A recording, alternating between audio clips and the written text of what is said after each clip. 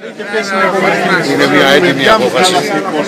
Από την αρχή λέω σε όλους και πιστεύω ότι η δικαιοσύνη είναι δικό μου κομμάτι. Ανήκει στον ελληνικό λαό, όπως όλα ανήκει στον ελληνικό λαό. Όπως η δικαιοσύνη, όπως η Βουλή είναι του ελληνικού λαού. Το κράτος, η Ελλάδα, ανήκει στους Έλληνες. Δεν ανήκει σε κάποιους διαχειριστές, είτε σε κάποιες λέστρες, είτε σε κάποια δόγματα. Η Ελλάδα ανήκει στους Έλληνες. Γιατί είμαστε έθνος και δεν είμαστε κράτος. Πρώτα είμαστε έθνος και μετά γίναμε κράτος. Η απόφαση, ναι, στη δικιά μου τη δικαιοσύνη, γιατί αυτό υπηρετεί, ναι, ήταν μια τίμια απόφαση. Με κάποια δημοσιεύματα θέλαμε να δικάσουν σήμερα τα ομόλογα. Όλα στα δικαστήρια βγήκαν στο φως σήμερα. Τα ομόλογα, η ύπαρξή τους, οι τραπεζίτες μας, οι μάρτυρες από την Αμερική, όλος ο κόσμος. Σήμερα λοιπόν έμαθαν όλοι, και είναι και με τη βούλα του δικαστηρίου, τα 600 είναι γεγονός και πάντα ήταν για μας. Απλά είναι για εσάς σήμερα. Το δικαστήριο είναι για εσάς τους Έλληνες, για την Ελλάδα και για εμάς. Εμείς ξέρουμε από την αρχή τι βάζαμε, πώς τα βάζουμε, τι έχουμε και τι θέλαμε να κάνουμε.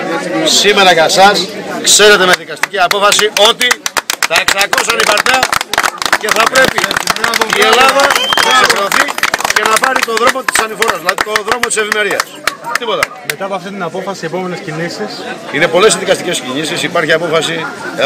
Υπάρχει δικαστήριο και μήνυση, η οποία αφήσουμε τη δικαιοσύνη να κάνει αυτό που πρέπει να κάνει. Για τους 302 της Βουλής υπάρχει προβόπουλο, υπάρχουν και άλλες μηνύσεις.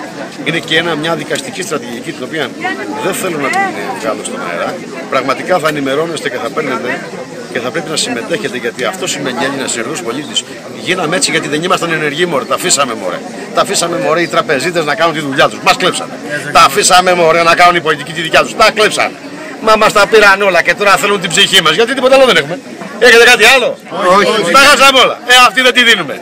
Και επειδή έχουμε ψυχή και πολύ, θα πάρουμε και τα άλλα που μας πήρανε. Έχουμε και δεν είναι θέμα προσέγγισης, είναι θέμα να τα έχουμε καταθέσει, ξέρουν όλοι τι συμβαίνει.